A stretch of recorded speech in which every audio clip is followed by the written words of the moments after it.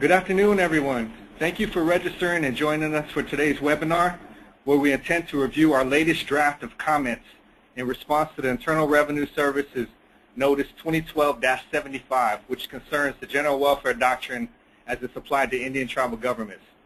Today's webinar is hosted by the organizations you see listed on your screen: the National Congress of American Indians, the United South and Eastern Tribes, the Affiliated Tribes of Northwest Indians, the California Association of Tribal Governments, the Midwest Alliance of Sovereign Tribes, the United Indian Nations of Oklahoma, Kansas, and Texas, and the Native American Finance Officers Association. Before we get started today, we'd like to go over some general housekeeping items, then give a brief overview of today's discussion. So if you look at your screen, you will see a question box in the upper right-hand corner of your screen. You can expand and collapse this box to improve visibility of the presentation. You will also find the dial-in number and passcode for today's discussion. Next, we wanted to note that there are two ways you can ask a question. One, you can raise your hand. To do this, you can click on the hand icon. We will then unmute your line and you can ask your questions directly to the panelists. And two, you can type your question into the question box. The questions will be answered in the order they are received. Thank you. Today's roadmap for the discussion. First, we'll start with the welcome and opening statements, and that will be given by Chairman Gary Hayes from the Ute Mountain Ute Tribe and President Brian Patterson on behalf of the United South and Eastern Tribes. And then we'll move into the meat of the discussion, which will be a review of our most recent draft of General Welfare Exclusion comments. That will be led by NCAI General Counsel John Dossett and Wendy Pearson and Kathleen Nillis. And then we'll finish up with a question and answer session. So if you guys are ready, I would like to turn it over to Chairman Gary Hayes. Thank you, Eric. Appreciate it. And I want to thank everybody for being here. It's great to be part of this effort that we as tribes across Indian country have been feeling what IRS has always hampered our efforts in our ability to provide the services that the federal government is lacking. And as we try to take care of our people, these rules and regulations that they put upon us cause us more delay and cause us more concerns with the health and quality life of our people. You know, we acknowledge that the general welfare exclusion is a step forward in the direction from what we have always historically known as adverse positions that IRS has taken on tribal audits. Over the past years, we've seen significant increase in their efforts to hamper our efforts in providing those services for our people. And we strongly believe that consultation is important, and that's why, you know, again, I want to thank each and every one of you for being on this webinar, because it's together that we need a strong force, a strong voice to be able to be a voice for our people. And many tribes who aren't a part of this will continue our dialogue with them and with the consultation process with the IRS. You know, because these issues strike the heart of our programs when we provide assistance, and it includes our governance and who we are as tribal governments and the efforts that we continue to fill the lack and the injustices that have been going on for decades for our people. And I just want to say this, and for my tribe, you know, we buried a lady here yesterday, the other day. Our life expectancy here for the average age of death for our tribal members since 2000 has, for females, it's been 54, and for males, it's been 50. And this is what's been happening to our people across the board when we talk about the federal government and trust responsibility, and that we need to continue as together as we are in partnership with the various organizations and tribes to decrease and to increase our life expectancy for our people across Indian country and give them the opportunity they need to improve their lives. So with that, I just want to say again, thank you all for participating.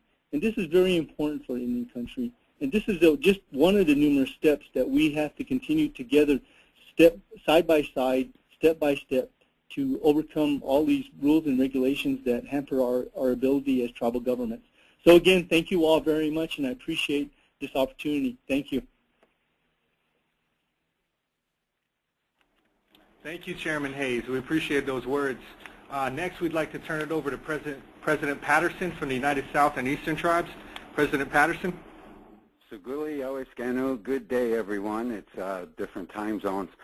Chairman Hayes, I'd just like to recognize you right up front for your consistent involvement, your consistent leadership, your commitment and passion in driving this forward. And also recognize coming out of ceremony for this event. Your leadership is exceptional. Thank you, Chairman Hayes. Those numbers are staggering. And I think it lends to the importance of why we gather today with the best minds in Indian country to move this GWE effort forward. I'd like to recognize the dedication and passion of everyone who has devoted their time, energy, and resources to this effort. I would also feel it's important to remember that this targeted collaborative effort began way back in 2011 when we first aggressively started pursuing relationship building with the IRS, and also to reflect the December 2011 Treasury consultation. Central to that consultation was IRS audits and tribal government programs. I would also recognize the value of collaboration and partnership and how instrumental and effective it has been leading us to the point where we are today. In March of 2012, as a result of our collaborative effort, we submitted comments as communicated and vetted with our USET tribal leadership on GWE. That led to the IRS Guidance Notice 2012-75 on GWE, which incorporated much of our comments, and I think that was a demonstration of how important and cognizant it is to remain unified in Indian country as much as we can in advancing our efforts. And now we have further opportunity for the June 3rd deadline and in response to 2012-75. It's important that we reinforce that this administrative effort is only part of the answer. We will need to continue to work along the legislative front and must continue to demonstrate a willingness to collaborate and partner throughout Indian country.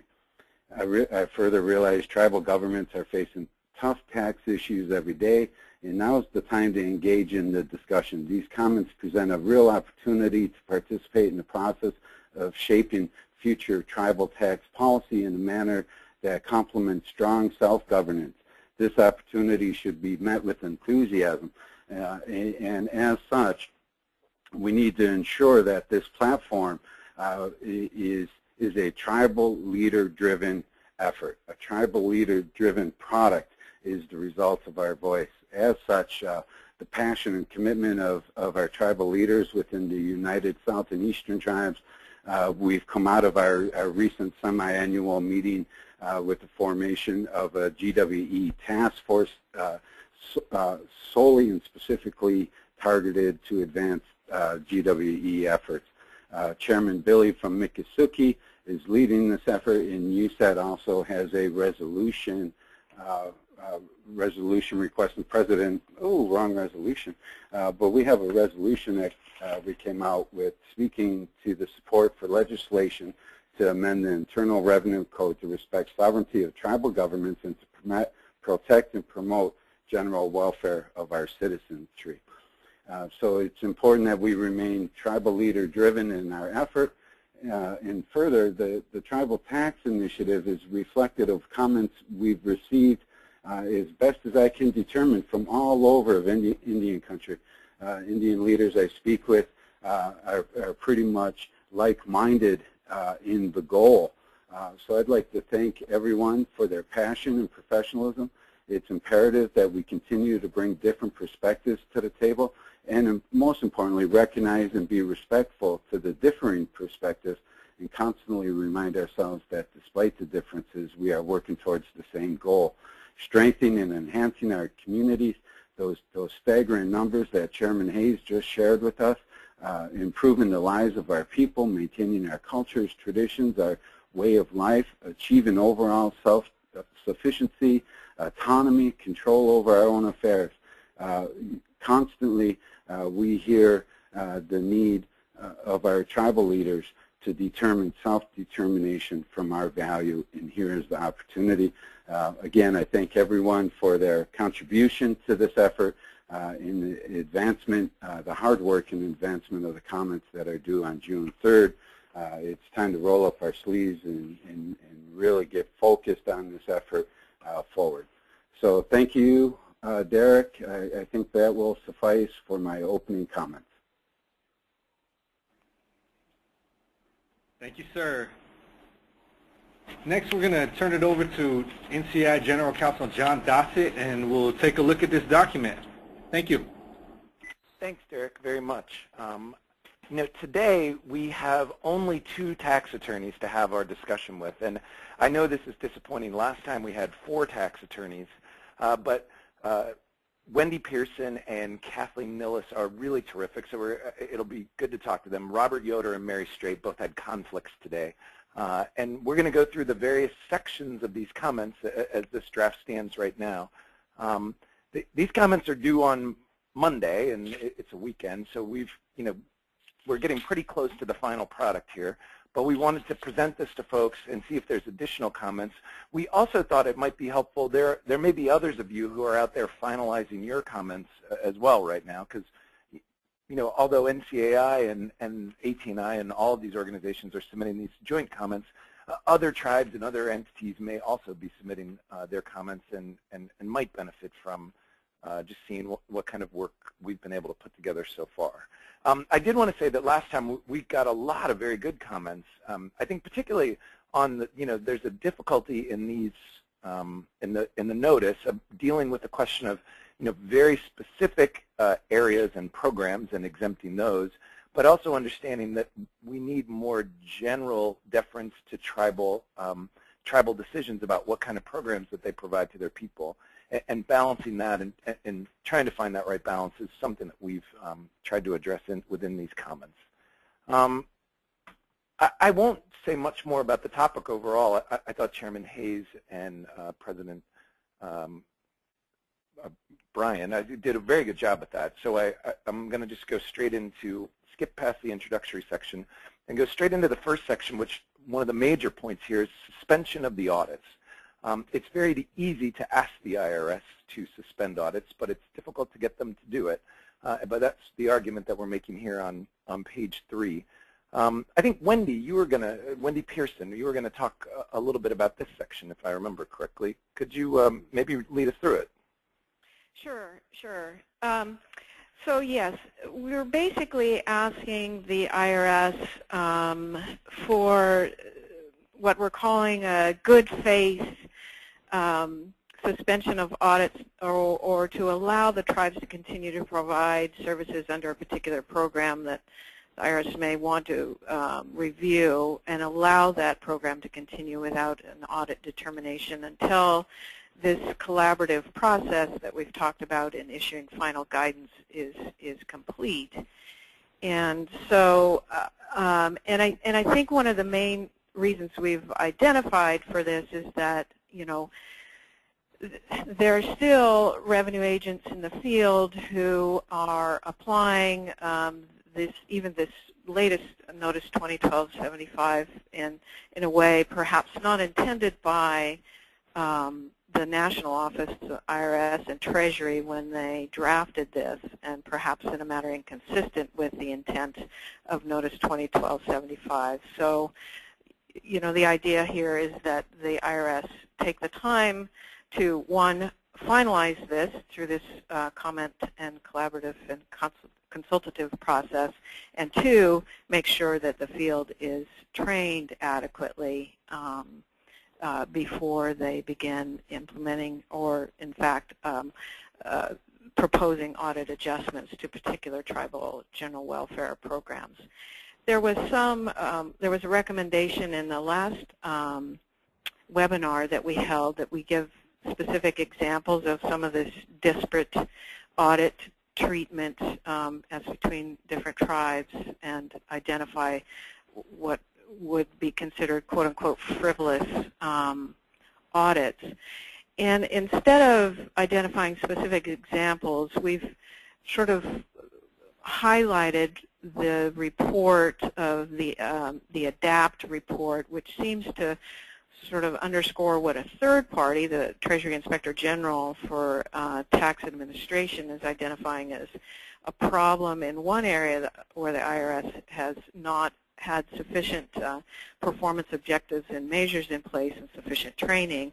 And we're basically drawing to that report and that corollary to say the same is bound to happen here unless we just hold off and wait until this is finalized. And the other, to allege that audits are frivolous is there's a lot of legal connotation in that allegation that will probably cause more resistance in the IRS than collaboration. So here we're just really trying to achieve sort of an agreement, if you will, with them that they just hold off. And so that's why we basically left this section essentially the same as it had been in the prior draft.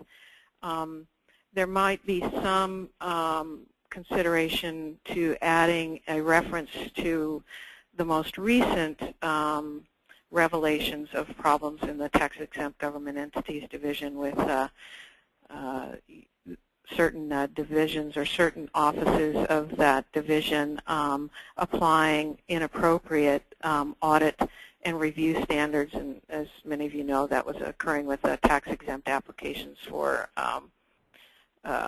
501c4 organizations or political organizations. So there may be some merit in adding that also as sort of a word of caution or a reason why we would ask for the same, you know, that there be audit suspension in the case of general welfare exams.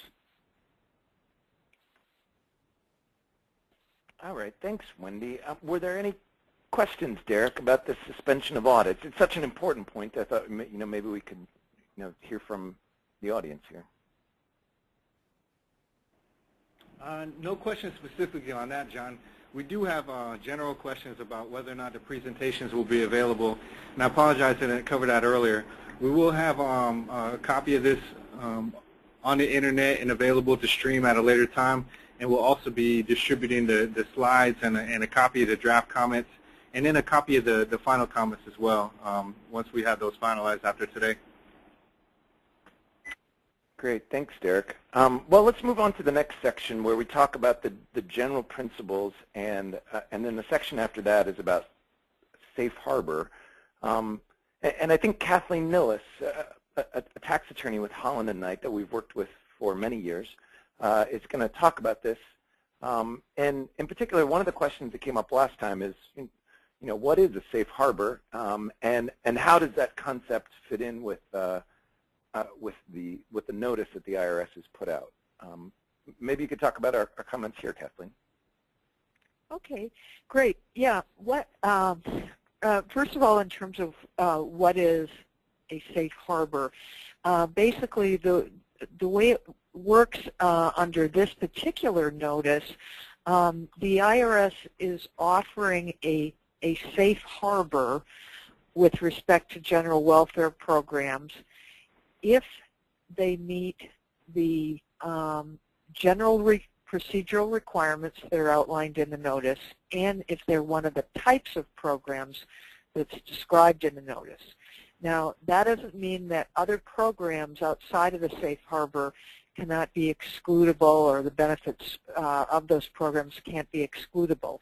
The general welfare doctrine would apply, as it always has, to those programs, and the three requirements of the general welfare doctrine that would apply to all other programs, even if they don't meet the procedural requirements or are specifically described, are that first it be a governmental program, and then secondly that it be for the promotion of the general welfare, which the IRS has generally defined as being based on need, and then thirdly that the program be not structured as compensation for services or not require services in order to get a benefit.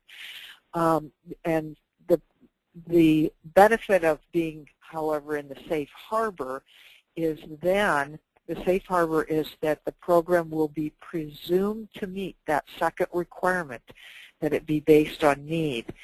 In other words, the IRS won't even inquire as to whether the benefit or the program is quote-unquote needs-based if it meets the general procedural requirements and is described as one of the safe harbor programs. So with that in mind, let's just go through what our comments are on the general procedural requirements.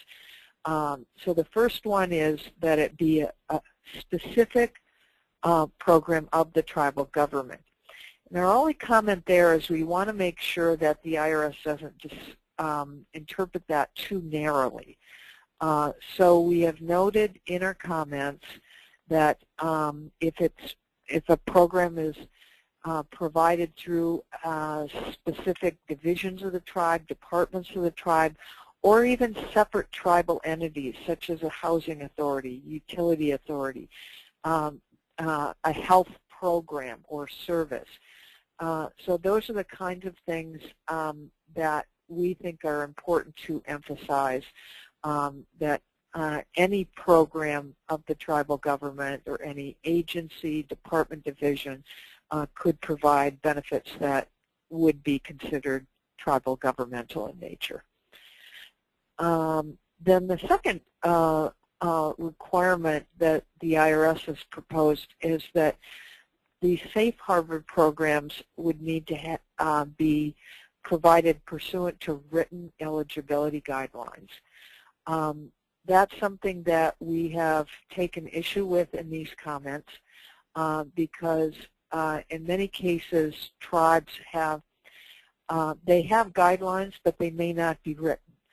They're guidelines and procedural requirements that have been developed through an oral tradition, a course of conduct. So it's not like it's, that there are no guidelines. But we think the written guideline criteria may be too strict. I don't know whether the IRS will agree to this, but we've put it forward and we'll see. And in any event, we want to make sure that the IRS clarifies that the written guideline criteria, that is only for safe harbor treatment, and therefore it would not foreclose a tribe from getting general welfare treatment for other programs just under the general welfare doctrine generally. So if a program is needs-based, but it doesn't have written eligibility criteria, but yet, there is a general, the way the program is operated, it's based on need, that would still qualify for exclusion from tax. Then we've made a comment on the issue of whether the benefit has to be available to any tribal member. Certainly,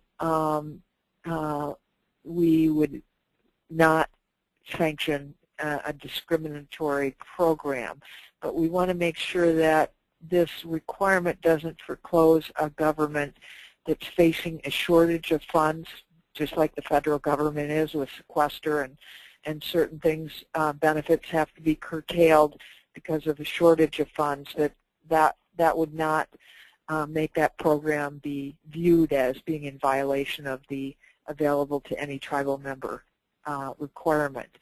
And similarly, if the program was limited to a class of members, for example, elders, that would also be viewed as being in compliance because it's offered to all members within that eligibility criteria.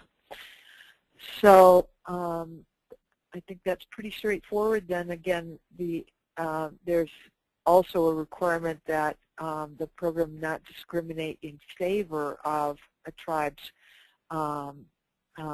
governing body. And we think, again, that's an anti-discrimination requirement that's very specific, and we want to make sure that it's viewed that way and not and still allows tribes to set their own program eligibility guidelines. And then finally, there's the requirement for the safe harbor treatment that's also a general requirement that something is not provided as compensation for services, and we certainly understand that and agree with that. At the same time, there are some programs that actually do require community service as being part of the whole benefit program, and we would not want to foreclose that type of program as being eligible for general welfare treatment.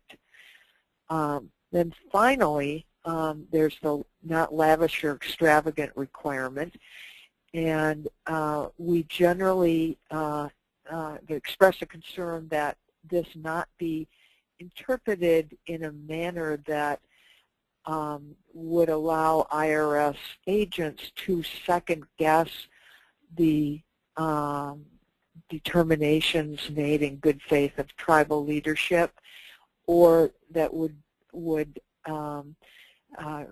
for example, there is one example in the procedure that says, well, lavish or extravagant, and it cites a revenue ruling where replacement housing payments were given to help people reacquire dwellings of modest standards. So there's actually, in my view, there's a big difference between modest standards on the one hand and not lavish or extravagant, and there's a whole gray area in between those things. I don't think modest standards is necessarily equivalent to not lavish or extravagant, and we would rather see not lavish or extravagant be viewed as kind of an extreme measure and be used only to curb genuine abuses. So that's, let me just break here and see if there are any questions before we move on to the specific benefits that would qualify under the safe harbors. Yeah, thank you, Kathleen. Any questions out there? We have one question from David, and it is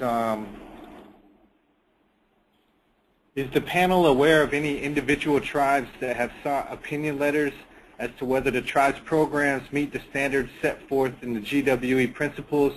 If so, can they provide said opinions? Opinion letters from the IRS. I'm sorry. Yeah. No one, to my knowledge, has sought, like, say, private letter rulings from the IRS under the recently issued guidance. There have been a number of private letter rulings that tribes have requested under the general welfare doctrine, you know, the 3-point general welfare doctrine as administered in the past. And the IRS has been, I would say, fairly active in providing those rulings in the past. And certainly through NCAI, they're all posted on the IRS's tribal government's website. But you need to know where to find them, and I'd be happy to, working with John and Derek, to provide copies of or links to the website. And maybe we could do that for folks following this program. But nothing has, to my knowledge, there have been, you know, it would be too soon, I think, and I'm sure the IRS will probably not issue any rulings under this guidance or under the revenue procedure until it's finalized. Yeah, this is Wendy. I have the same experience. I'm not aware of anyone that has requested a private letter ruling under the current guidance, 2012-75. But also to expand on Kathleen's point about having access to private letter rulings and other forms of formal advice from the IRS on the general welfare doctrine, in addition to the link that she mentioned for rulings that are not specific to tribes, the 2012 Advisory Committee report summarized a number of the rulings in all of these areas, these programs that we're going to be discussing later here in a minute on housing and education and that sort of thing. So for a broader survey, if you will, of possible rulings that a person could rely on, I would consider reviewing the ACT report for 2012, and we can make the link to that available as well to the participants in the webinar. All right, thanks, Wendy. Next we're going to, I'm sorry, was there another comment? No. We had another question. Okay, good. This one's from Kim. She wants to know, in addition to broadening and clarifying the current list of safe harbors, would you consider requesting the IRS to broaden the categories beyond those listed in 2012-75 to include programs and services that further treaty promises and the federal trust relationship and supplement federal programs, given that programs and services are not often confined to the safe harbors currently listed in the notice? Yes. Now, I think we got that comment before, and I think we included that somewhere, or we tried to. Derek, where is that in these comments? I think we have it in, I believe it's on page 13, other qualifying assistance programs. We have a general catch-all, which maybe could be broadened a little bit with some language, but it's basically the same principle. When a tribe is trying to supplement federal government programs, that they should still retain that protection as tax-exempt benefits. Yeah, there it is. It's on page 13. You're right. Perhaps that's something we should, draw out and highlight a little bit more in the, perhaps in the preamble. Yeah, it looks like it's almost like buried in a number of very specific comments. Right. Okay. Yeah, we can work on that, and probably bring it up into the, some of the, the general discussion at the beginning of the document. Any more questions, Derek? We got a question from David. David says, with more IRS scrutiny, has there been discussion regarding follow-up checks on items such as housing? Example, a modest dwelling is built, but over time it is upgraded.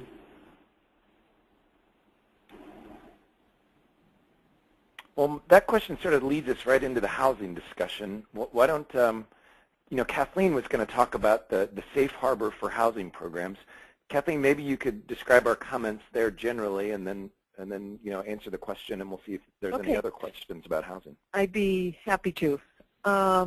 Yes, the IRS has offered a safe harbor for 4 main types of housing programs. The first one is that involves assisting with making mortgage or rent payments for residents on or near a reservation. Second one has to do with enhancing the habitability of housing, including water, sewage, sanitation, etc. The third one involves basic housing repairs or rehabilitation to the structure itself. And then the fourth one involves assisting in paying utility bills and charges for tribal members. And again, let me emphasize, these are all, these would be housing programs that would do all of these things, but without having to be needs-based or based on specifically on income. So these types of programs would be the ones that one could provide to all tribal members based on the need for those specific types of assistance, but not necessarily on looking at need in terms of financial considerations. So our comments have focused on the following areas. First of all, the on or near the reservation limitation. We have indicated that that just is not a concept that belongs within the general welfare exclusion. So we've asked for that to be deleted. Principal residence, we've asked for that to be expanded so that it would include ancillary buildings. We have not asked for example, it to be expanded to second homes, partly because we think that would be difficult to achieve and might undermine our credibility. Third, we've asked for the scope of enhancing the habitability of housing to be expanded to include things that were not mentioned. Now, one could argue that enhance the habitability of housing is a general category, and as long as IRS interprets the things that they did mention, like the water, sewage, sanitation, heating, or cooling, if those are meant to be simply illustrative examples, that's fine, but we want to make sure that they don't interpret them as all of what this includes, because there are other habitability issues like mold, looking at structural integrity of a home, roof repair, access, particularly to access for the disabled, and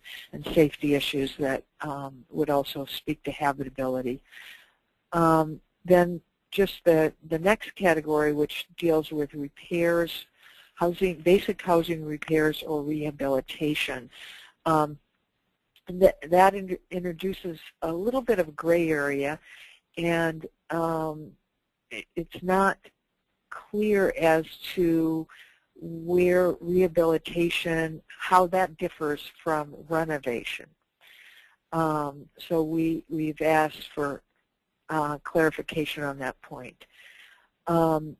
The scope of utilities, we've asked that include not only water, gas, and electric, but also cable television and telephone service as being within the scope of utilities. The scope of what is considered assistance with mortgage or rent or assistance with utility payments, we want to make it clear that if in some instances the tribe's program were to pay the entire amount of the mortgage or the entire amount of a rent payment or a monthly mortgage payment, that would still be considered within the scope of the safe harbor. And then finally, we think that the assistance should not be limited just to assistance with mortgage or rent, and in particular, many tribes provide down payment assistance, assistance with the purchase of a first home, for example, or other things might be assistance with closing costs, home loan forgiveness programs, assistance with security deposits in the case of rental housing. So those are additional items that we've asked to be covered. So that pretty much sums up housing. If there are any comments, we'd like to hear them at this time so we can incorporate them. Yeah, thank you, Kathleen. Our first comment comes from Kim. She says, with regards to the limitation of benefits to member spouses and dependents, perhaps the point should be added here that the current guidance is more restrictive than current eligibility requirements for federal programs and services authorized by Congress. For example, federal law allows the IHS to provide direct care services to individuals of Indian descent and individuals who live in a tribal community. So the point can be made that the IRS should broaden this standard to also align with federal laws and practices. Oh, that's a very good point, yeah. And then I agree with that. And then there's also a second comment provided by Robert. And Robert says, do the comments include coverage of the situation regarding communal housing where houses do not belong to tribal members but belong to the tribe itself? That's a good point. Well, certainly if communal housing and that's provided, that's interesting. So you know, actually, I don't see this as being covered through one of the safe harbors. It would be basically the provision of a house as opposed to assisting with rent. So yeah, I think that's something that we should add, and would appreciate from Robert more detail, perhaps on how we could describe this proposed additional safe harbor to cover communal housing situations, or these are ones that the tribe would continue to own, but they would make available to members. Yeah, thank you, Kathleen. Okay. I guess we could follow up with Robert offline as well. Yeah, that's what I was thinking. We have a question from Dennis, and Dennis has raised his hand, which means we get to unmute his telephone line and he can ask his question directly to the panel. Dennis, you are unmuted. Feel free to ask your question. Hi. I was wondering if there was any consideration about adding green energy initiatives into the safe harbor for housing. Many tribes are in areas where utilities are knocked out often or are not as reliable as they are in other areas. And there can be a real benefit to having a green power source for the tribal members' utility supply and as a backup supply for when the main utilities are knocked out, not to mention the environmental benefits of moving to a more carbon neutral solar or wind energy initiative. I was wondering if there's any consideration of that. I think you're the first one to raise it, but it's a great suggestion, and I would think that it would certainly fit right in to add that into the safe harbor for utilities.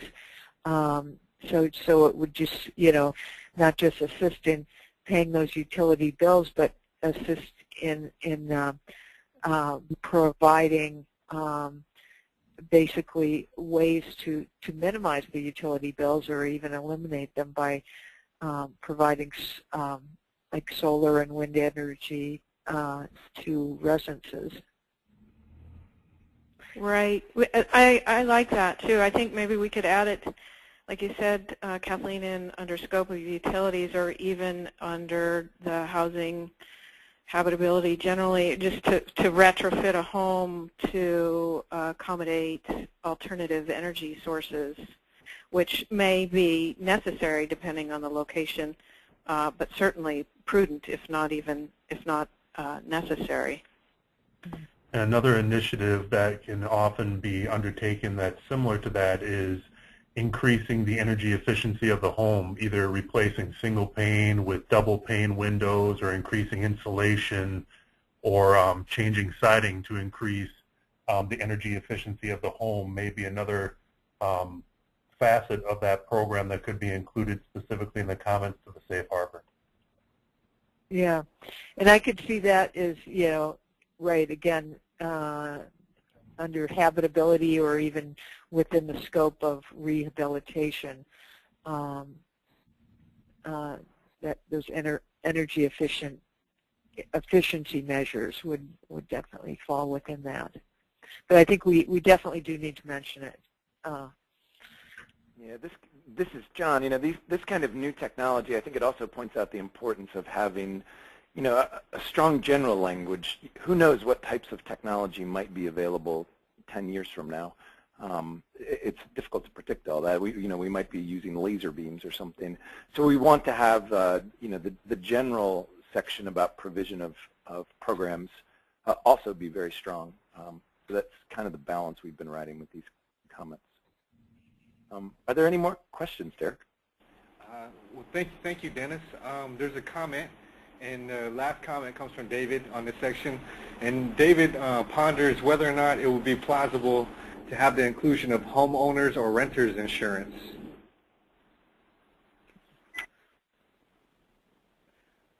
Yeah, I certainly think that we can definitely add that into our last bullet point there.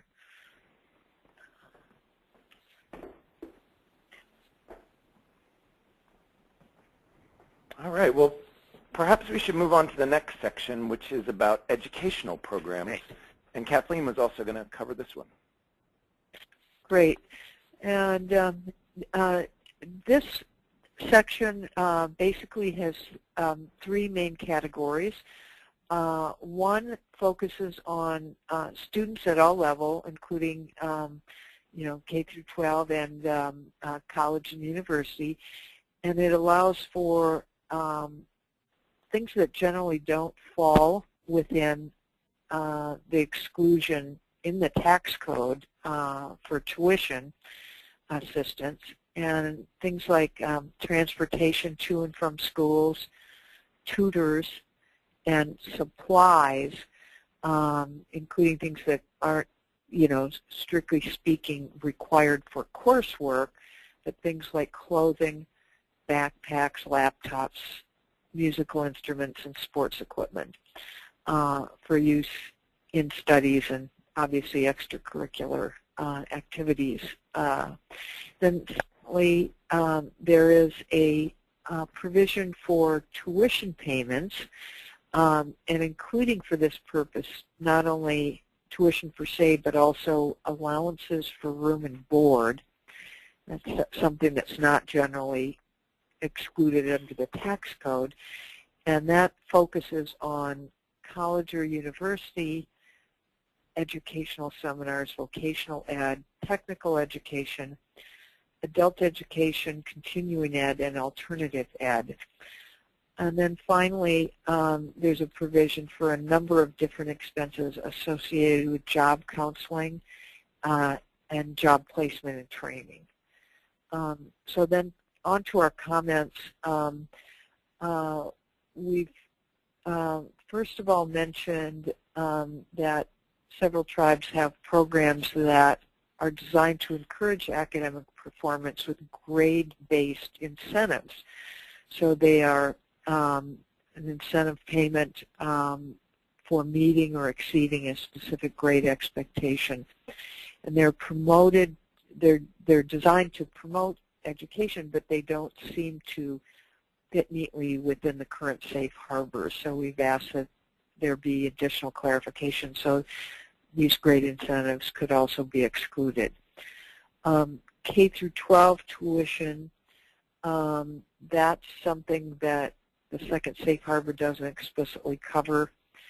It would be covered under the tax code section 117, but it wouldn't be covered for the room and board portion if a student was at a boarding school, for example. So we would like that to be covered, and also to clarify that, I think a lot of folks don't realize that K through 12 tuition is excludable under current law. Then another area that doesn't appear to be included, but we've asked to be included, is daycare. And daycare, not only daycare that does have an educational component, like specifically a preschool program or an educational readiness program, but also daycare that's used to enable parents to pursue a college degree or job training or any other post-secondary education. So that's something that we've added. Supplies for use in studies, we just want that to be category to be as flexible as possible. And then again, the tuition related safe harbor for preschool, primary and secondary, and then distance learning and online education. We assume that these would be considered under the scope of alternative education, but it would be helpful to have them specifically mentioned because more and more people are relying on distance learning or online programs, which do definitely have a cost associated with them. So if assistance is given to enroll for those, we would like that covered as well. Okay, that's pretty much wraps up education. Anything we have forgotten within that category or any comments? Kathleen, this is Wendy. I actually have a comment, and might be a question, on daycare as I read closer what we have drafted here. In the last sentence, we're asking about daycare provided to parents to further their education, so that has an educational component, to pursue work, so that maybe has the job training or job interviewing support. But then the last here is to maintain employment. So I guess my question is, have we had requests or comments from tribal representatives to add daycare generally as a safe harbor, or yes. do we need to have this only connected with the education? Yeah, there has been a request to make the daycare safe harbor as broad as possible, so that it would be to not only enable people to go to school or get trained for employment, but also to be employed. So yes. So maybe we need to pull this out of the education, or maybe we need to call this out and highlight it. And I'm afraid it'll get buried in the educational program safe harbor and be misconstrued by the IRS as just a request for education-related type of daycare. Yeah, that's a good suggestion, and maybe put it in the other category as opposed to in the educational category, since we're asking for a broad coverage for this. Thank you both for that insight. Yeah. Okay. At this point, we don't have any further comments on education, so I think we're done with that section. Okay. Wendy, did you want to now go through the elder program section? Sure. Okay, the next safe harbor area, program area, is for elder and disabled programs, elder being defined as individuals who have attained the age of 55.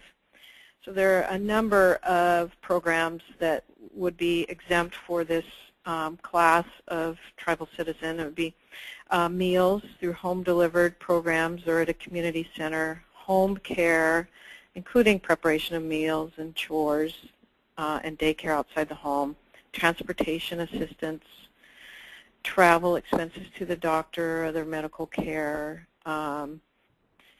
transportation costs and admission fees to attend educational, social, cultural programs offered by the tribe or another tribe, and improvements to adapt housing, similar to the housing program exemption that Kathleen was talking about, but specific to elders and disabled tribal citizens. So our comments sort of focus on expanding those and clarifying those program assistance type payments that would be excludable. So the first, on the scope of meals, we're basically suggesting that the IRS apply this exemption to food generally, that it not necessarily have to be limited to prepared meals, and that it can include a food subsidy, grocery, and that sort of thing.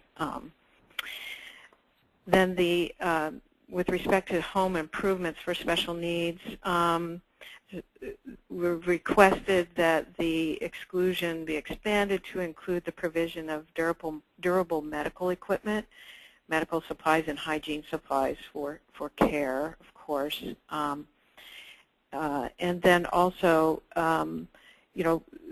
often or sometimes home improvements for, such as grab bars and raising the height of counters and such like that do not necessarily fall under quote-unquote elder or disabled programs for a tribal specific program or written program. So just to clarify that those types of adaptations to the housing would still be excludable regardless of whether it specifically falls under elder or disabled program. With respect to programs, quote-unquote, offered by the tribe, we just wanted to have the IRS clarify that technically the activity would not have to be limited to one which is offered by the tribe or another tribe, but could be organized by the tribe and, of course, offered by some other social or service or community organization, such as a symphony or the like. So just really that's not so much of an expansion, but a clarification. Home loan forgiveness programs for elders. Some tribes offer home loan forgiveness, of course, programs, but there are other programs that might be, interest subsidy programs, other types of assistance for elders relating to their mortgage and that sort of thing. So, so basically, we wanted to make sure that the IRS allow tribes to identify programs specific to elders relating to their housing that is not necessarily just limited to adapting, but includes loan forgiveness, interest subsidy, and mortgage assistance, and that sort of thing. So that is it for elder programs. Do we have any questions or comments before I move on? Yes, Wendy, we have one comment coming in from David. And David just suggests that the tribe should be able to establish what is an elder, and it should not be a static 55, age of 55. Okay. Yeah, that's a good point. I think that 55, the age limit of 55 was probably identified based on a general understanding and experience that attaining that age is a pretty typical demarcation for elder status within tribal communities. So I think it was sort of meant to identify or recognize that general qualification. But yeah, I mean, I think that's a good point. We could probably suggest that the elder status would be determined by the tribe according to their custom and practice, and it not be necessarily identified by a specific age. Yeah, this is John. Thank you, David. Gary Hayes made the point earlier that the life expectancy on their reservation is 54 for women and 50 for men. So, unfortunately, too many people never reach the elder status above the age of 55. It seems like a very good comment. Yeah. Definitely. Next we have Dennis, and Dennis has raised his hand. So, Dennis, we have unmuted your line. You can now ask your question to the panel. Thank you. I was wondering if there was any thought given to either creating a new category or expanding this category to deal with all tribal members that are at risk. I know elders have special needs that the tribal government tries to meet, but there are other categories of tribal members that also have unique needs that the tribal government tends to try to meet, such as tribal members with diabetes or other chronic health issues. I know one of the tribes I work with does a parenting program, and as part of the incentive for parents to enroll in the program, they provide infant formula since there's an issue with proper nutrition and understanding what proper nutrition is for infants. Also in the general category of insurance, is there a place for a comment about tribal governments providing health insurance and or life insurance for tribal members? Right. Well, there's not. To your last question, there is not a specific safe harbor identified in this guidance for the provision of health insurance or life insurance. There is a caveat or a qualification generally in Notice 2012-75 that basically says this general welfare guidance does not address benefits that would be excludable from tax under some other provision of law, for instance, Section 139D on the provision of health care benefits. So it's not specifically added here to confuse what would otherwise be exempt. And in terms of life insurance, in my experience with some of the audits, we've been successful in excluding that benefit, but again, to your point, it's not specific here in this. So the consideration would be whether we add another safe harbor category for insurance. And then on other category for special needs or at-risk tribal citizens at risk for any number of causes or conditions. I think that makes sense too. I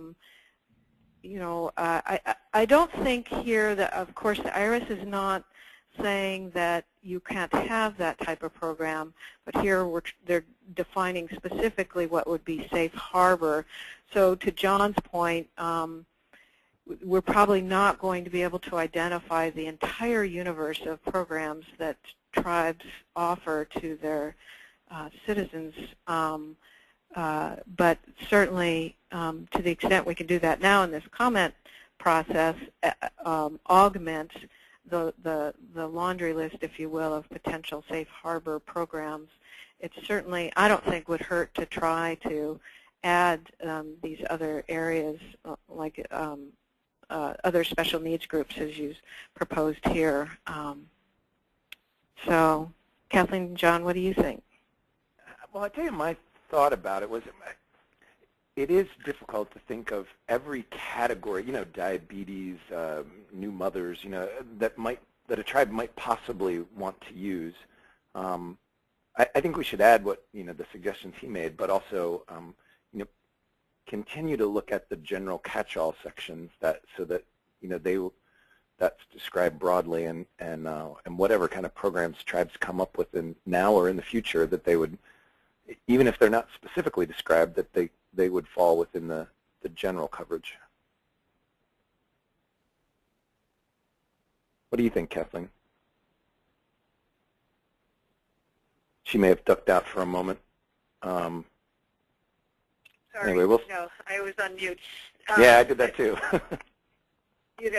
I certainly think that the IRS would be open to anything that's health related, because in general, the general welfare doctrine views health needs as being, almost like per se eligible for exclusion under general welfare, as well as now we also have the separate statute covering health insurance provided to members and health benefit costs generally.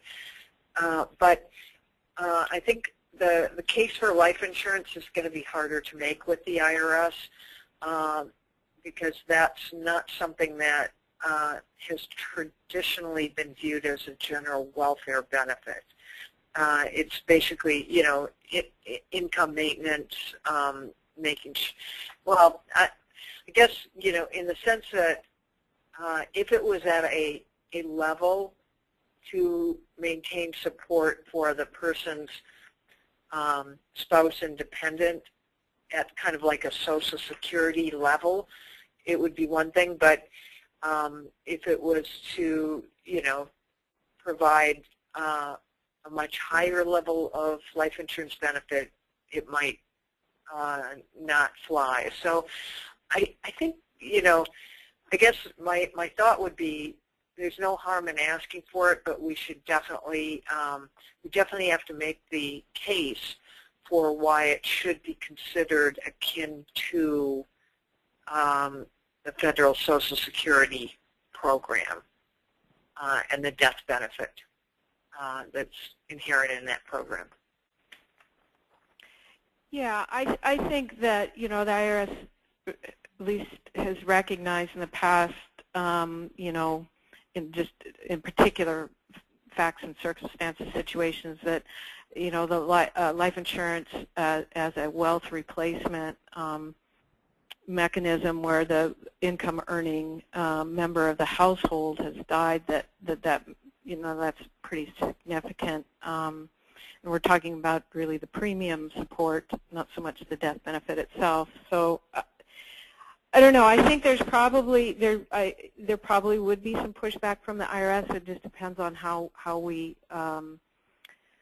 draft or craft the proposal. But maybe we could talk about it in terms of general insurance programs meant to provide support. You know, based on the facts and circumstances, some level of support is deemed necessary in the form of insurance, something like that. But we can work with that.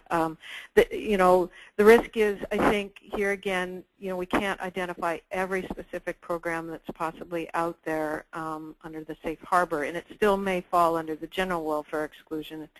But also, I think, you know, we want to make sure that the IRS gives all of these requests and these comments the maximum amount of credibility. And so, you know, if we push the envelope a little bit on some of these, I think it's maybe okay, but probably not to do it too much, to be my thought. Okay. Are there any other questions about the elders programs, Derek? And then, you know, next there's kind of a category of other qualifying programs that Wendy was going to go through. Yeah, there's one more comment, and it's just a suggestion in regards to David's point that perhaps the deference to Indian tribes section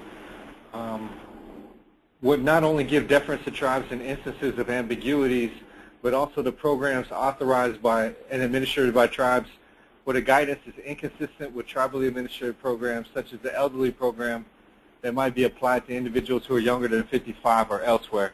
So if a tribe doesn't exactly mirror the safe harbor, but it's within the spirit of the safe harbor, I guess there would be deference given as well, I guess is the idea.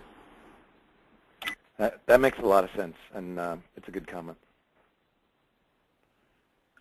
All right, well, why don't we get this moving on with the other qualifying assistance programs, and Wendy's going to talk about that, and then Derek's going to do cultural and religious programs. Okay, so this is the safe harbor for programs that didn't fit neatly into the other categories, really, and covers sort of emergency situations frequently. But so the first one is, you know, to pay for bus, taxi, or public transportation from the Indian reservation to public facilities. Next is pay for cost of transportation and meals and lodging on a temporary basis for tribal members, spouses, or dependents receiving medical care away from home. Third, assistance to individuals under exigent circumstances, such as victims of abuse, and providing, again, some form of support, food, clothing, shelter, transportation, and so on. Temporary relocation for individuals displaced from home due to emergency or natural disaster. Emergency assistance in the form of bus fare, hotel room, or meals for individuals stranded off reservation, and reimbursing the cost of non-prescriptive drugs. So we've had a number of comments in this area and a number of requests to expand and clarify the exemptions. So the first would be to, again, strike the reservation-based limitation. We've discussed that in one of our previous comments that Kathleen was talking about. So again, the two references in this catch-all in subparagraphs 1 and 5 with the reservation-based limitation, we simply would request that they strike that. Bus, taxi, public transportation. Again, this is somewhat limiting language, and in our experience, when that specific language like bus fare or taxi is in IRS guidance, then revenue agents can narrowly construe transportation assistance to mean only bus fare or taxi. So basically, we've asked to expand this exemption to include all forms of assistance for transportation costs, and including fuel reimbursement. There were some requests to have a general catch-all or do-all category here in this section, and this would sort of describe what Derek was just talking about, and we had a comment about, is additional programs that are substantially similar in purpose and effect of the safe harbors, but are just slightly different, but have the same goal and basically follow the same general principles. And so those types of programs that we haven't been able to specifically identify in this comment process, and probably couldn't ever, but in the spirit of general welfare exemption in the safe harbors, basically accomplishes the same things as these listed safe harbors, they should also be given exemption and certainly deference to the tribe and the provision of that benefit under the general welfare principles. The next is economic development and employment. There was nothing in this catch-all category describing programs that Indian tribal government's programs that establish Indian-owned businesses and promote economic development generally. So again, the idea here, the suggestion would be to include in this other category tribal grants and programs designed to foster economic development within the reservations.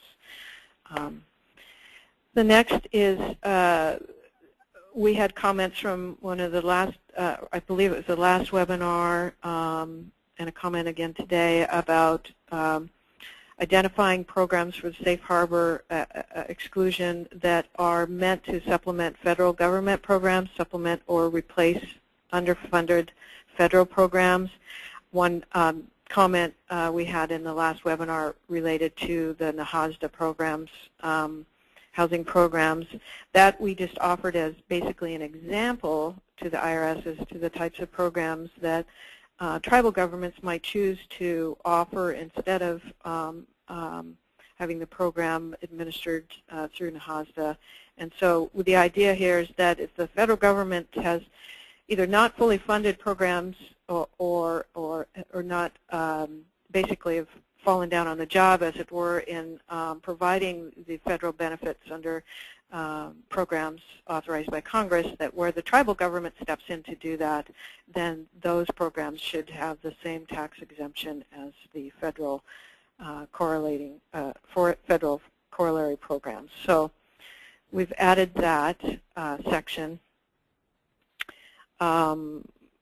Gas money, a number of tribal communities in remote areas do not have the specifically delineated bus, taxi, or public transportation that is identified in this safe harbor. So again, just expanding the transportation assistance to include fuel. The stranded off reservation, this gets back to the limitation on the reservation-based limitation, removing that, and also to expand the safe harbor to include other range of transportation type emergencies other than just stranded off the reservation, which that whole terminology there just begs the question of how the IRS is going to interpret stranded. But I think maybe what we can do here is, as I was reading this again in preparation for today's webinar, maybe we could just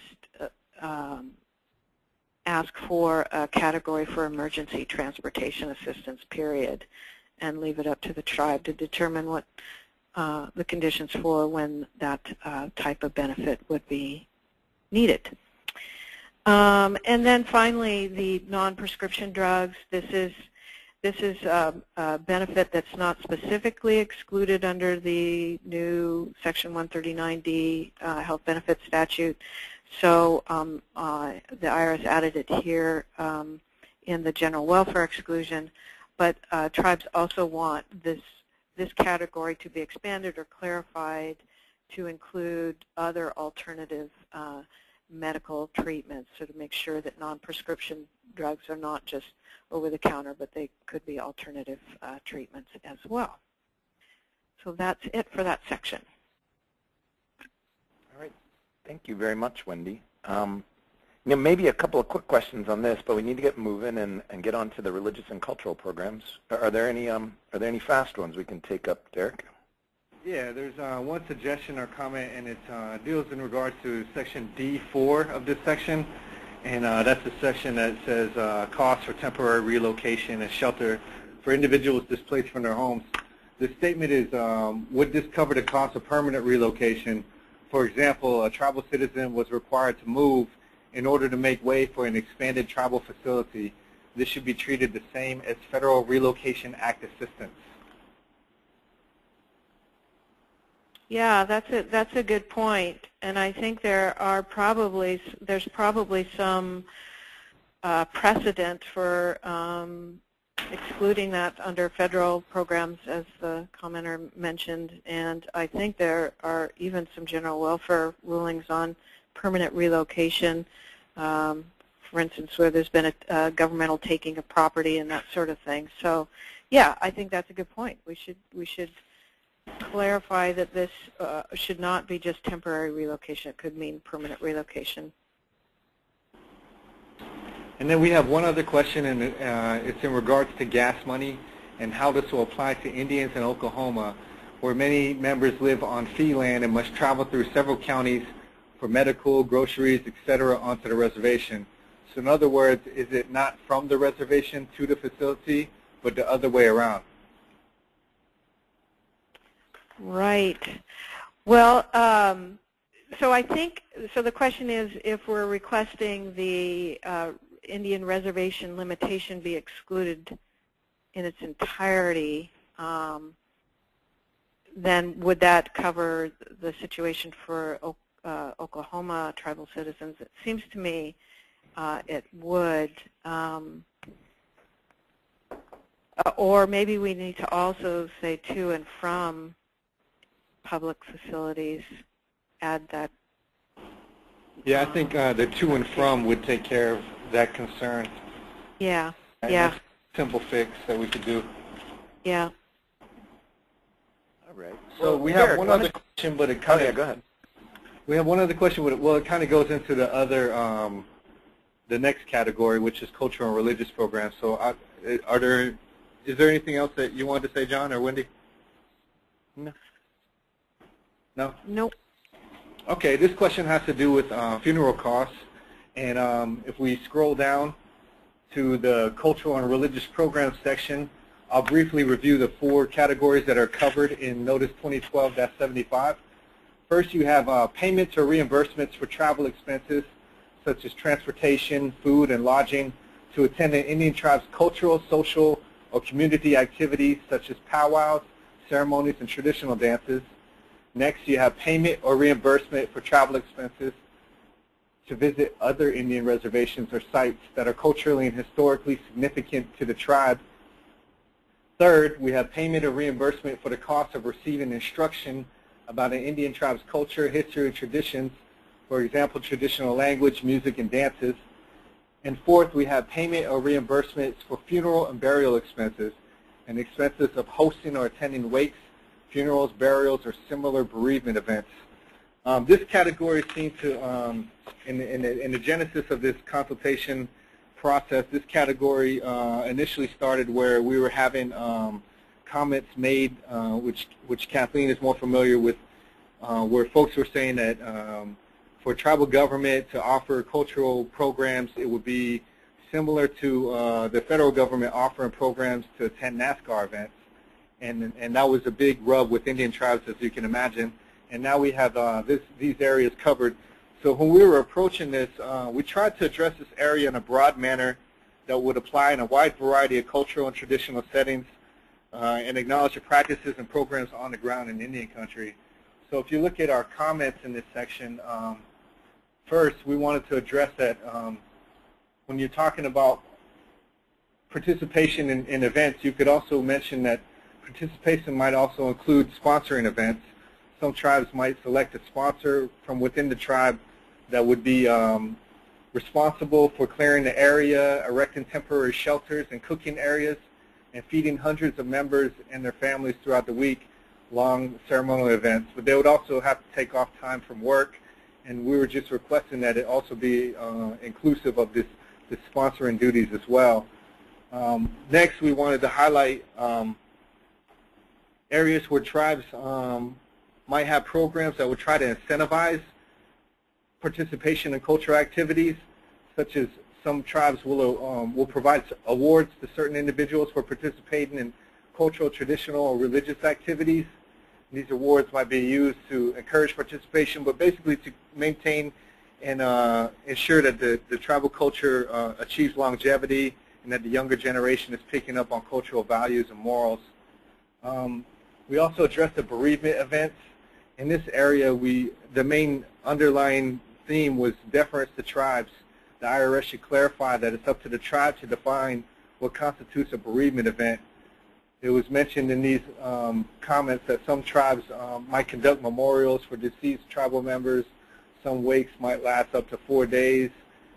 Different tribes do things different ways, and I think when you get to this cultural area, that's basically the underlying theme that we wanted to acknowledge. One of the comments that was made, and it stuck with us, it was made by a tribal leader that basically said the more you get into detail and start tinkering with what a tribal cultural program should encompass or contain to receive an exemption, you're almost getting to the point where you're asking the tribe to change their cultural traditional practices for tax purposes, and we don't think that's the spirit that the IRS wants to operate within, and nor do we think is that the area that the IRS needs to be operating in. So the last section here is kind of a catch-all. The IRS Notice provides a safe harbor for travel expenses to attend an Indian tribe's cultural, social, or community activities such as powwows, ceremonies, and traditional dances, but it fails to cover travel to non-traditional religious activities such as prayer retreats or regional church meetings that an Indian tribe may elect to support by assisting members with transportation expenses. So here it's just getting at the fact that many of us in Indian country know that as far as beliefs and traditional practices and cultural practices, that Indian country is very diverse. You might have some folks that might be traditional and maybe members of the NAC, but then you might have other folks that might attend Baptist churches or Christian churches, and we want to make sure that that deference is within the tribe's discretion to choose what types of programs they wanted to support under this. So now I will look to see if we have any comments here. And it looks like we have one comment that says, will this cover grants and funding from entities, including the federal government, NAGPRA grants, for example, for repatriation activities, archaeological monitoring, where tribes are often reimbursed by a licensed proponent for their time and travel to monitor archaeological excavation pursuant to state and or federal law, and the like. Would Wendy or Kathleen like to take a crack at this? Sure. I mean, I don't think that the IRS intends that the general welfare, this general welfare guidance would interfere with or supplant, you know, the prevailing law on, you know, whether a federal grant or program is taxable. Generally, they shouldn't be unless there's something specific in the enabling statute that says so. So I wouldn't think that grants for, you know, archaeological digs and that sort of thing would be governed by this general welfare guidance, and the taxation of those changed at all by the general welfare guidance. So I think what this is focusing on are the tribal programs, and so but the comment does raise a question in my mind as to whether we would want to add a program that's sort of parallel to other federal programs where there are sort of tribal programs for archaeological excavations or anthropological studies, or that sort of program that might have a federal parallel, but is now being offered by the tribal government. I don't know. What do you think, Kathleen? That's, I mean, it does raise a whole nother category. When there are federal grants, if the federal grant is taken into income by the tribe, there's of course no tax consequence there. And then if the tribe uses it to pay or reimburse certain expenses of tribal members to carry out the program, then it becomes a tribal program, even though it's federally funded. So then the question is, are the categories for these tribal programs, which may be federally funded, I don't think there's any question that they couldn't be, whether we need to add another category for things that relate to excavations for Indian remains and other things that were mentioned in the question. So I think it would be helpful to have proposed language, and I'd invite the questioner to perhaps submit some suggested language that we could include in the comments to make sure we're inclusive enough. I personally don't.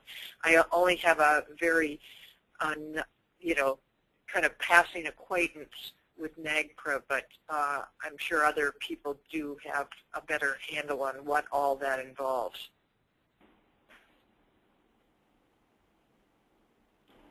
Thank you, Kathleen, and thank you, Wendy. We had a general comment that often the THPOs are paid by a private entity for archaeological monitoring and other educational type events. So I guess the comment being that it wouldn't be the tribe paying, it would be a private entity paying in this instance, in some instances. Yeah. I mean, a basic principle under these safe harbors is that it has to come through a tribal program, a tribal government program, not through a private entity. Okay, so at the outset of these comments, the way we structured them was there were, in Notice 2012-75, there were two forms of safe harbor. The safe harbors that we just reviewed had to do with safe harbors for need. And then if you recall the overarching themes of the general welfare exclusion, one of the third underlying principles is that compensation for services does not qualify for the general welfare exclusion as a general principle. So this gets us to the second safe harbor, which is based on compensation. And this is an area where we felt like the IRS was showing a good faith effort to try to acknowledge the tribal comments in this area.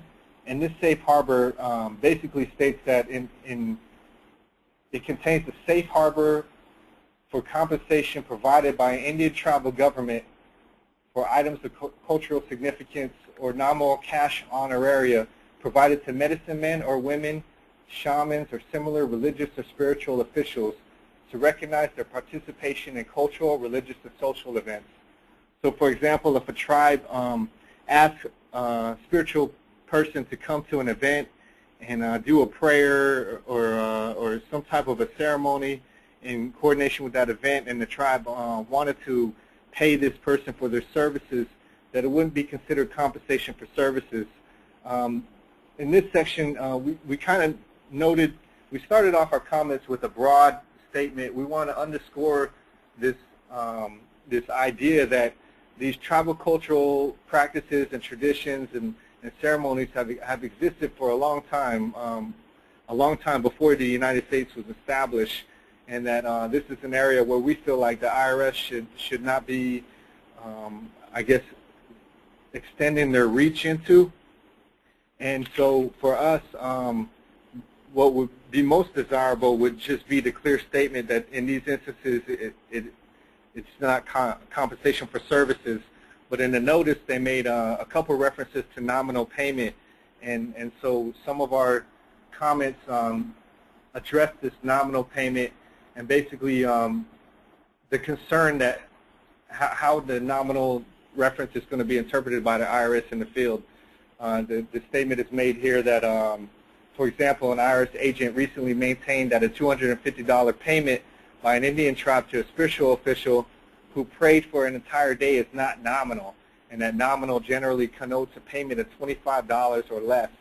And so we could see serious problems with that, especially in light of the comments that I alluded to earlier by the tribal leader, where when you start tinkering with tribal cultural programs, you basically start to get to the point where you're asking the tribe to change their traditional practices for tax purposes. And then the other broad comment we made was that it be up to the tribe to determine who's a spiritual official. Here it says this phrase should include cultural traditional leaders, elders, and other tribal members, or even Native Americans from another tribe, such as drum groups, who may not be considered to be, quote, religious or spiritual official, but who are otherwise important or recognized in the tribe's cultural, traditional, religious, or social activities or ceremonies. So those were our broad comments in this category, and I open it up to Wendy or Kathleen if they want to expand on that. Well, I think you covered it pretty well, Derek. Okay. John, did you have any comments on that section? No, I think you nailed it. Mostly, I was just wondering if we have any further questions. There's only two things left to cover in the comments. One is this general section on deference to Indian tribes, and then the last one is about establishment of an advisory committee.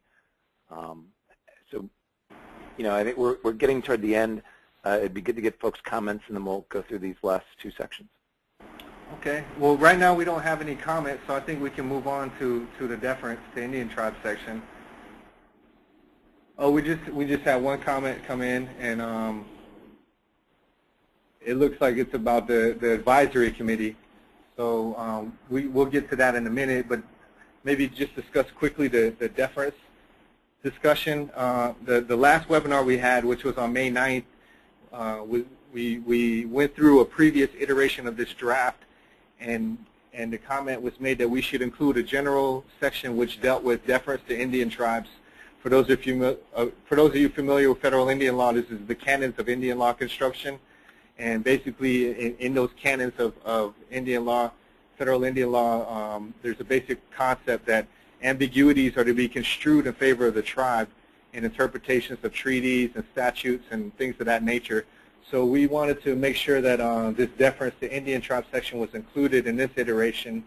So we cited some legal cases that supported this, and basically wanted to put it on record that any ambiguity in the interpretation of this guidance and be construed in favor of the Indian tribe. So that being said, I guess we can move on to the advisory committee section. And did anybody want to address that on the panel? Yeah, this is John. I was wondering if some of our tribal leaders might be interested in talking about the advisory committee, because this gets back to more of the government-to-government relationship. And I know we've got Brian Patterson on the phone and Gary Hayes, and I think Lynn Malerba might be on the call as well. I was wondering if any of you wanted to comment on the need for an advisory committee.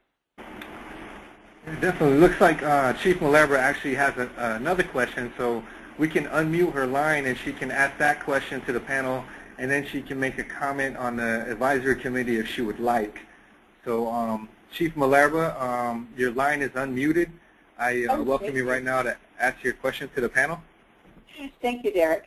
And I'm kind of going back to that previous discussion on archaeology and HIPPO, and maybe what we want to do, instead of being very specific about that, regarding any archaeology kinds of programs, that we just put a general comment into the guidance that protection of sacred sites would be included under programs offered by the tribes, because there may be differing tactics in how tribes do that. So rather than be too descriptive, maybe we just want to put a sentence in about that.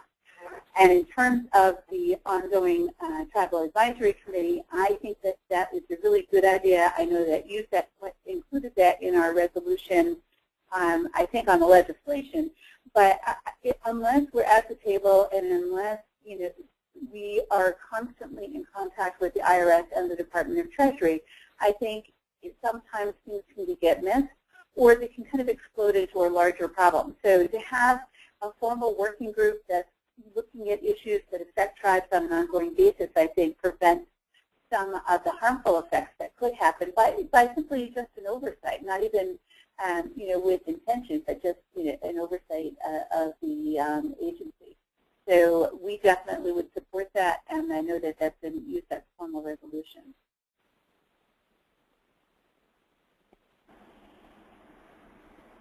That makes sense to me. We have one comment on the advisory committee. It's how about urging the secretary to establish regional tribal advisory committees that are more aligned with the structure of the IRS Office of Tribal Government structure, which has field groups throughout the country and whose abuse and detection team examiners are also discharged by regions. This would better address regional concerns, especially given the problems tribes face with the IRS field agents.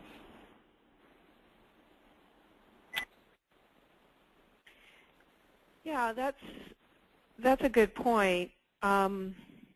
One thing that I know we discussed on the advisory committee a couple years ago when we proposed this a standing or Secretary's Tribal Advisory Committee for Indian tribal government issues, tax issues, is that perhaps that the representatives on this standing advisory committee should come from the various regions. Alaska should definitely have a representative, of course, and then the various regions within the U.S. would have representatives, with the idea that, to the commenter's point, that the regional issues would be addressed, and because we all have different experiences with the different regional IRS offices, and so those regional issues would be addressed with the entire committee, as long as there were regional representatives on that standing committee. So that might address that concern, and maybe we should specifically state that the Tribal Advisory Committee should have representatives from the various regions in the country. Yeah, I think that's a good suggestion, Wendy, and I think it's definitely something we should incorporate. Just doing one last quick check here. We have a question from David. David has raised his hand. So David, I will unmute your line, and you can ask your question directly to the panel now, sir.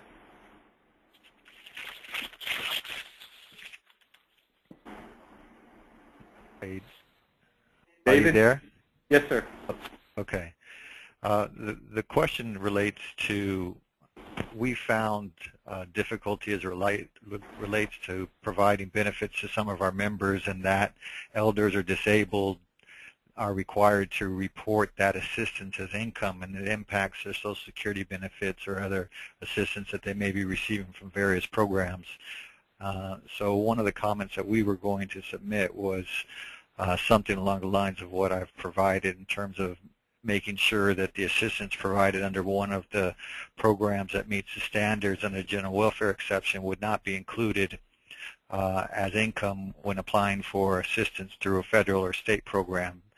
The rationale obviously being that our assistance is not being provided based on a means testing, but on needs-based criteria, and those other programs are based upon a means as opposed to needs per se.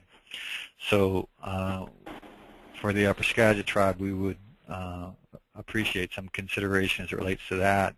The other issue that we're struggling with is the rationale in the Glenshaw case as it relates to complete dominion over the assistance, and we provide nutritional assistance to our membership, and unfortunately because we have members in various states, we have to provide food cards from retail establishments that are in a number of different states, and we can't place restrictions on those food cards because the vendor doesn't have a mechanism to do that.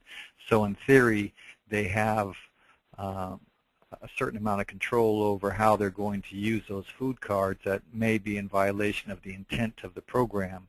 And some recognition as it relates to that limitation, as it relates to when we're providing the assistance, would also be helpful, because states, when they issue their PBT cards for food stamps, they can place restrictions on those, and individuals aren't able to buy liquor or cigarettes or things with that nature.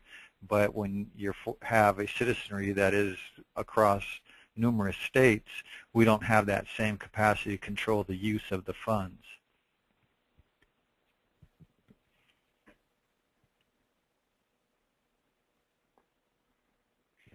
This is Kathleen. I'll respond to your first point in particular. I think you have identified an issue there that many tribes are currently facing. It's not just the potential of income tax being assessed on a benefit, but the disqualification of the tribal member from other federal benefits if a benefit is counted as income or assets for Social Security purposes or SSI or Medicaid purposes. So, but the general rule is that something that's provided as a general welfare benefit shouldn't be counted. Now that we're presuming need, but not needs testing the benefit, I think that's an important point, that the IRS needs to coordinate with the other agencies. They might not have jurisdiction over this issue, but we need to coordinate with the other agencies to make sure that benefits provided under this notice would be treated as not counting as income or assets of the recipient. Exactly. Very, very good.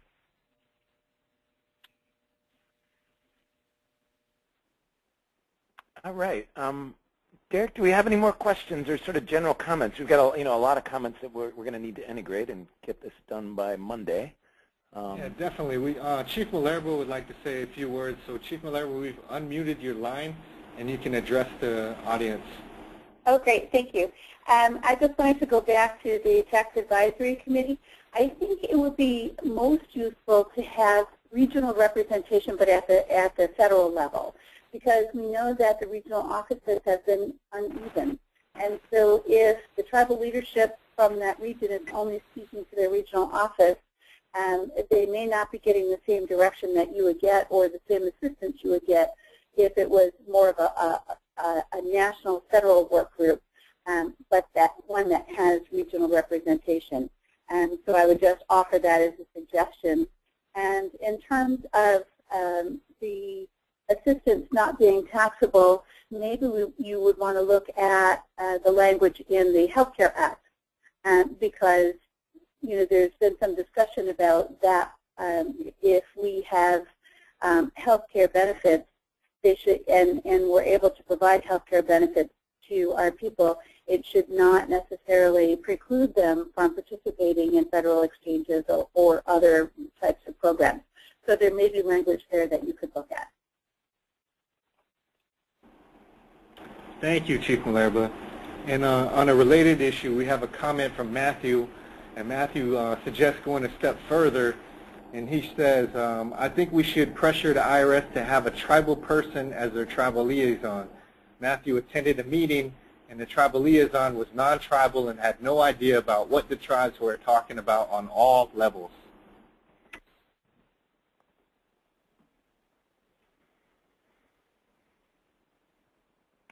And I believe that's our last comment. I wanted to go to this question and answer page, mainly because of the information it had.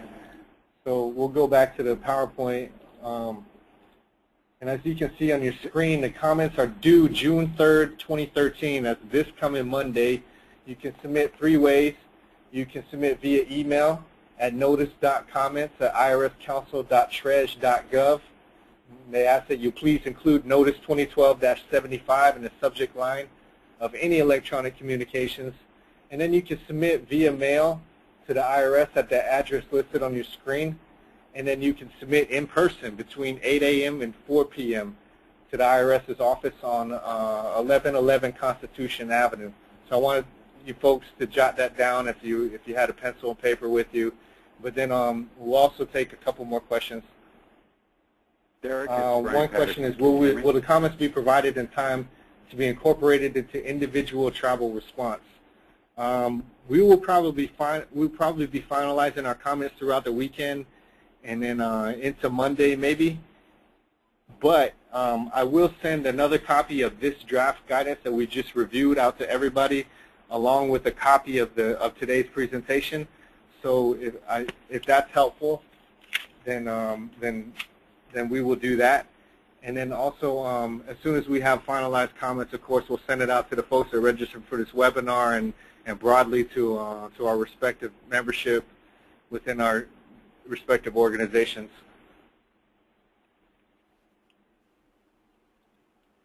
That sounds great, Derek.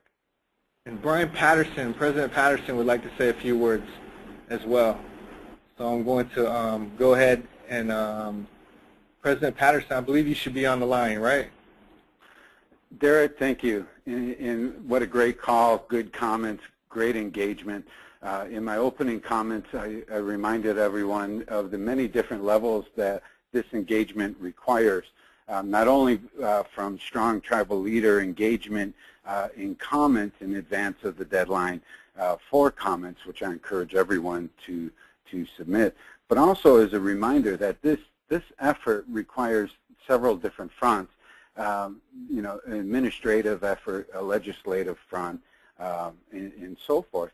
And as spoken by the USEP Board of Directors, I'll read in part, whereas the IRS is violating tribal treaty rights, federal policies supporting Indian self-determination and provisions in the United States Constitution that acknowledges tribes as separate sovereigns, and furthermore that the notice 2012-75 would enforce Indian tribes to forever alter their deep-rooted traditional ways of life and cultural practices, and providing for the social, economic, religious needs of our citizenry. And furthermore, tribes across the country have urged the IRS to take immediate steps to stop targeted audience and enforcement actions.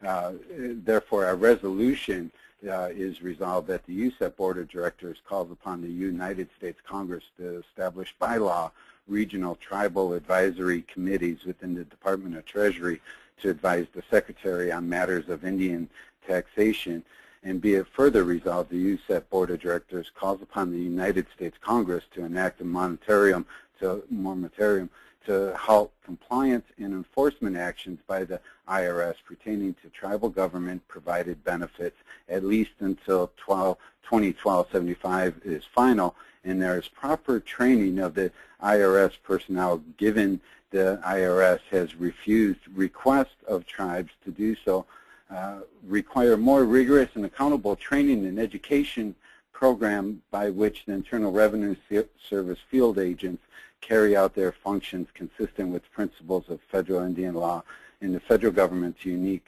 legal treaty and trust relationships with Indian tribes, and orient the training of the IRS field agents so that they have knowledge, skills, and abilities to provide training and technical assistance to tribal financial officers for the purpose of implementing this amendment. So that's in part from my resolution, and I thank Chief Malaya for her engagement and for speaking on the USET resolution.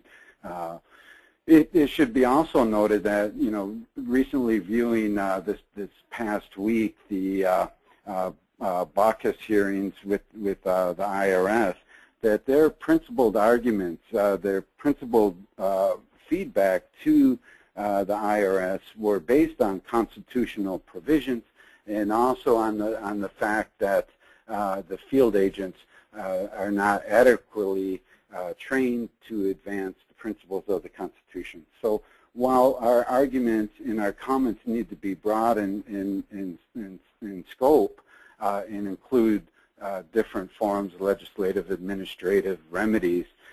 We also need to be mindful of the arguments that are being played out as they are principled arguments that relate to Indian country.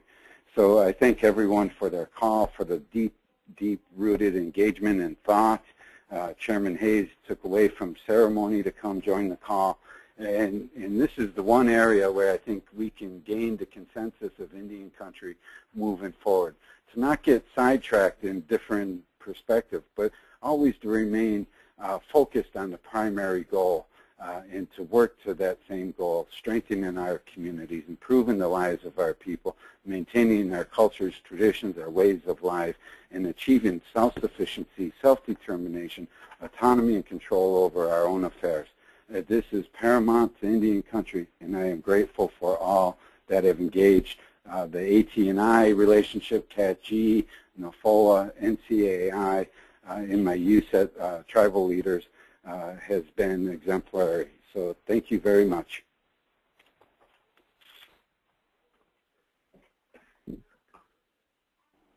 All right. That may be a good way to wrap up today's presentation.